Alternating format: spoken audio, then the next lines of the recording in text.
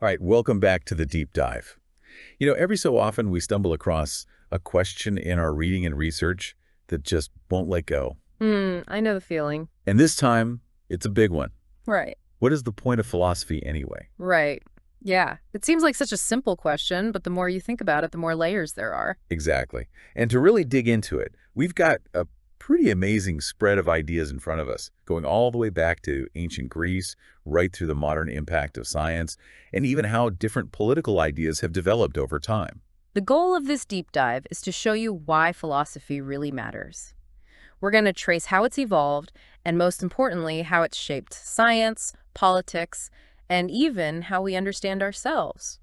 So, it's not just some ivory tower thing. Definitely not. This is about understanding some really powerful concepts and how they all connect in surprising ways. So we've got a lot to cover. Yeah. Where do we even start? Well, how about with a philosophical giant, the guy who kind of kicked things off? Okay, you're talking Plato, right? Exactly. Alfred North Whitehead, another philosopher, famously said that all of Western philosophy is basically just a series of footnotes to Plato.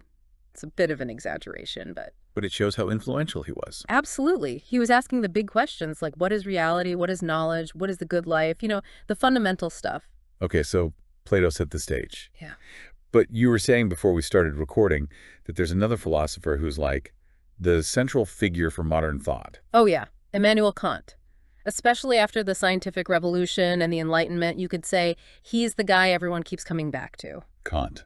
Why him? Well, Kant marked a real turning point. See, he believed that humans had reached a point where we could understand the universe through thought, through reason, not through divine revelation or anything like that. So we were grown up enough to figure things out on our own. Precisely. That was huge. But there's another philosopher who played a key role in getting Kant to this point, David Hume. Hume, the skeptic. Wasn't he all about doubting everything? Right. Kant himself said that Hume's skepticism woke him up from a dogmatic slumber. Basically, Hume made Kant question what we can actually know for sure, which, led Kant down this whole path of systematically examining the limits of human reason. So he needed that push from Hume. Definitely. And all this led to those massive, super influential books Kant wrote: The Critique of Pure Reason, Critique of Practical Reason, and Critique of Judgment. The big three. Okay. I have to admit, I've seen those titles, but they're kind of intimidating. What are they actually about? Well, the first one, Critique of Pure Reason, is where he tries to figure out the fundamental laws of science. But the thing is, he also wanted to make sure there was still room for human freedom in a world that seemed increasingly determined by scientific laws. Freedom in science. Yeah, that's a tricky one. Then, in the Critique of Practical Reason, he focused on ethics, like what does it mean to be a good person? And the Critique of Judgment was all about our experiences of beauty and that sense of purpose we sometimes find in nature. Wow, so basically everything humans care about. Mm-hmm. But if you had to pick just one thing that Kant is most famous for, what would it be? Definitely his idea of the categorical imperative. It's basically a way to figure out what's right and wrong. Okay, so how does it work? The basic idea is this. You should only act in a way that you'd be okay with everyone else acting in the same situation. Can you imagine that action becoming a universal law? That's interesting. So it's not just about what happens as a result of your actions, but more about the principle behind them. Right, and that's a big difference from ethical systems like utilitarianism, which focus on achieving the greatest happiness for the greatest number of people. Ah, so Kant wasn't a fan of the ends justify the means kind of thinking. Not at all. He thought focusing only on outcomes was kind of like how animals behave, just seeking pleasure and avoiding pain. Kant believed we're capable of something more, thanks to reason. So for Kant, it's about figuring out the right rule to follow, regardless of the outcome. Exactly, and that's what deontological ethics is all about, finding and obeying a moral rule. Okay, that makes sense. And there's another Kant concept I remember hearing about. Transcendental idealism. What was that all about? Right, transcendental idealism.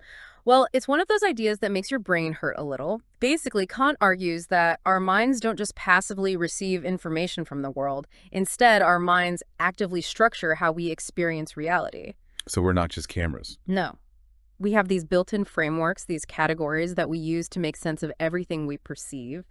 It's super complex, but this idea really set the stage for a lot of later developments in philosophy, especially in continental philosophy. So even today, philosophers are still wrestling with the implications of Kant's ideas. Big time. Okay, But let's move on to something a bit more, shall we say, explosive. The age of revolutions. Yeah, things really heated up then, didn't they? It's like all these philosophical ideas that had been brewing in the Enlightenment suddenly spilled out into the streets. Totally. You can't separate the Enlightenment, with its emphasis on reason and individual rights, from the revolutions that followed. The English Civil Wars, the American Revolution, the French Revolution. And so much of it goes back to those ideas about the social contract and the rights of citizens that thinkers like John Locke and Rousseau were writing about, right? Exactly. These weren't just political uprisings. They were fueled by these deep philosophical shifts, like the old idea of the divine right of kings that went right out the window. I mean, you literally had monarchs being executed. Wow. It really was a changing of the guard. And by 1848, with all those revolutions across Europe, you can say we really entered what some historians call the Age of Man. But even with all this progress and talk about freedom, there were still some serious problems brewing. Oh, yeah. The Industrial Revolution, with all its new technologies, was completely reshaping society, and not always in good ways. It was pretty disruptive, right? People were leaving rural areas in droves to work in these new factories in the cities. It was massive urbanization. It led to overcrowding, disease, poverty. You had this whole new working class facing brutal conditions in factories, like working ridiculously long hours for almost no pay. It was a whole new kind of hardship. And meanwhile, the factory owners, the capitalists, were getting incredibly wealthy. That's got to create some tension. Oh, it absolutely did. And that's where Marx and Engels enter the picture. Their philosophy was a direct response to this growing gap between the rich and the poor. Yeah, their critique of capitalism really resonated with a lot of people, didn't it? Especially the working class. Right. They laid out their ideas most famously in the Communist Manifesto. They saw history as this constant struggle between different economic classes, the workers, the proletariat, versus the owners of the means of production, the bourgeoisie. They believed capitalism was inherently exploitative. So they wanted to create a more equal society where workers had more control. Exactly. They imagined a workers' paradise, a classless society with no private property where everything was collectively owned. Sadly, that workers' paradise never really materialized the way they envisioned it. Unfortunately, no. The 20th century saw some brutal attempts to put those ideas into practice, with horrific results. Like in the Soviet Union under Stalin? Exactly. Millions died in famines, forced labor camps, political purges. It was a tragic case of good intentions gone horribly wrong. The utopian dream turned into a totalitarian nightmare. A nightmare fueled by ideology. And amidst all of this, there was another philosopher trying to create this grand, all-encompassing system of thought. Oh, you're talking about Hegel. Yeah, Hegel. After Kant, Hegel also wanted to explain, everything using reason. He believed we could understand the world through a kind of historical lens. He came up with this concept called historicism. It's the idea that you can only really understand something, anything, within its specific historical context. So everything is connected to its past. Exactly. And he saw all these political, social, and cultural developments as being interconnected. He had a big influence on later thinkers, including Marx. Okay, so Hegel was all about understanding history. But then we have this other ideology that emerged, fascism. It seems totally different, especially in its Nazi form. Yeah, fascism, especially Nazism, was less about reasoned arguments and more about raw power and this, twisted form of nationalism. Right. It was a very particular mix of extreme beliefs, like this intense racism with the idea of the Aryan master race, and a very aggressive militaristic expansionism. And it flourished in Germany after World War I, when the country was devastated economically and people were furious about the Treaty of Versailles. They felt humiliated and wanted revenge. So it was a perfect breeding ground for these extremist ideas. Right. And the Nazis didn't care much for traditional economics. They were obsessed with racial purity and territorial conquest. So there was always a need for more industrial production to fuel the war machine. The economist Sheldon Richman once described fascism as socialism with a capitalist veneer. Yeah, that's a good way to put it. You had a lot of state control, but with private ownership playing a supporting role. And this was happening at the same time that the Soviet Union was promising its citizens guaranteed employment under socialism. Right, but there's a trade-off, right. While people in the Soviet Union had jobs, their quality of life wasn't great. They didn't have access to the same consumer goods and freedoms that people in the capitalist West enjoyed. Plus, you had this one-party state with very limited political participation and a huge, intrusive, secret police force watching everyone. Not exactly a recipe for individual freedom. And this whole period really highlights the dangers faced by intellectuals when totalitarian regimes take over. It was a dark time. In Nazi Germany and the Soviet Union, you had to conform to the official ideology, even if it was based on lies and hate. If you didn't, well, the consequences could be deadly. A lot of philosophers and scientists fled Germany when the Nazis came to power in 1933. Right. Many of them ended up in the US and Britain. And here's this crazy irony. Years later, the US would develop nuclear weapons using science brought over by those very same refugees. Including Albert Einstein. And of course, there was Wernher von Braun, the rocket scientist, who built the V-2 for the Nazis and then ended up working for NASA after the war. Yeah, it's a pretty disturbing example of how politics and ethics sometimes clash.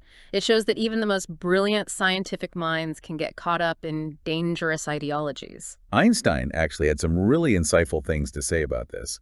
Didn't he write about the importance of conscience, especially for communities? He did. He thought that communities, maybe even more than individuals, can lack a strong sense of responsibility, and that can lead to terrible things, like wars and oppression. So even with all the scientific progress we've made, ethics remains a critical concern. Absolutely. And it's not just something we can leave to scientists or politicians to figure out. We all have a responsibility to think critically and act ethically. Thankfully, even during those dark times, there were philosophers who actively opposed the ideologies of hate and war. Yes.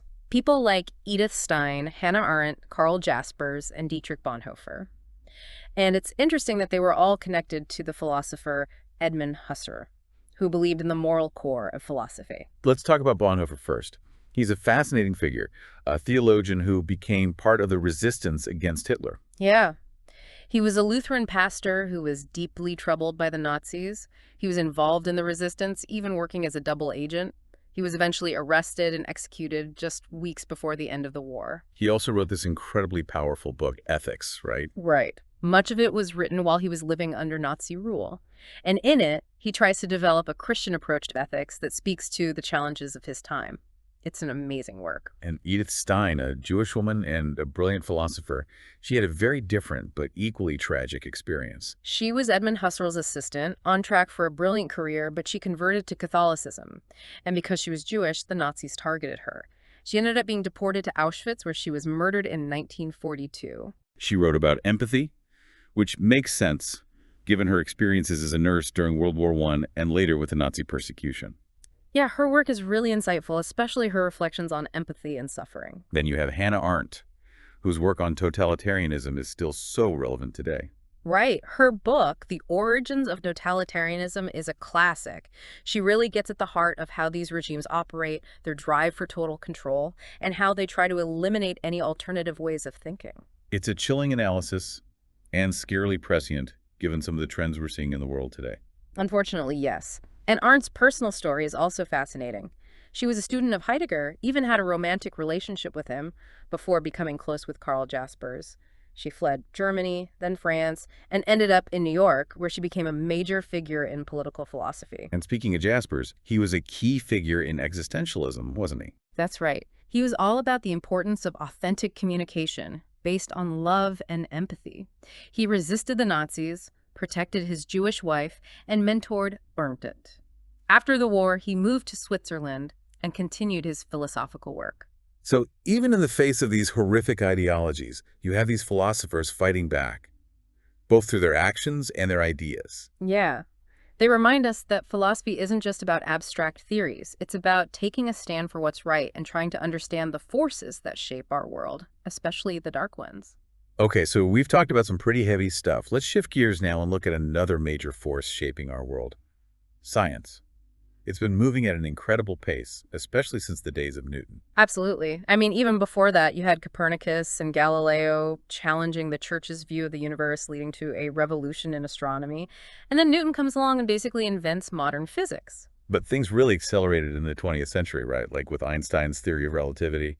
Totally. Relativity was huge, but what came after, things like splitting the atom, quantum mechanics, the discovery of DNA, it's been nonstop. We've seen these massive leaps in physics, chemistry, biology, you name it. It's almost impossible to keep up with all the new discoveries. And it seems like science has gotten so specialized that you have to be an expert in a very narrow field to even understand what's going on. That's true. The days of the Renaissance polymath who knows a little about everything are gone. We've moved into this era of hyper-specialization, where you might spend your whole career just studying one tiny aspect of one specific field. So what does that mean for philosophy? What role does it play in this world of hyper-specialized science? Well, I think one crucial role is to remind science of its broader context, to ask questions like, what are the ethical implications of this research? What are the potential social and political consequences? How does this discovery impact our understanding of what it means to be human? So it's about keeping science grounded, reminding it of the big picture. Exactly. And it's also about thinking critically about who's funding scientific research and what their agenda might be. Right, because it's not just about pure knowledge anymore. It's about power and money, too. Absolutely. Throughout history, the people who have funded research, whether it's monarchs, governments, or corporations, have always had an interest in the potential applications of that knowledge. And today, it's often large corporations that hold the purse strings. Yeah, and that raises some really important questions about who controls scientific knowledge and how it's used. Okay, so we've got this incredibly complex scientific landscape, and philosophy is there to help us make sense of it all, to think about the bigger questions. But what about the stuff going on inside of us?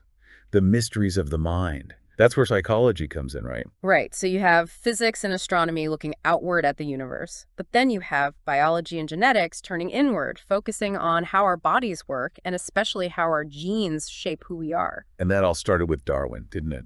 Charles Darwin's theory of natural selection, laid out on The Origin of Species, was revolutionary. It basically overturned the traditional view of life on Earth.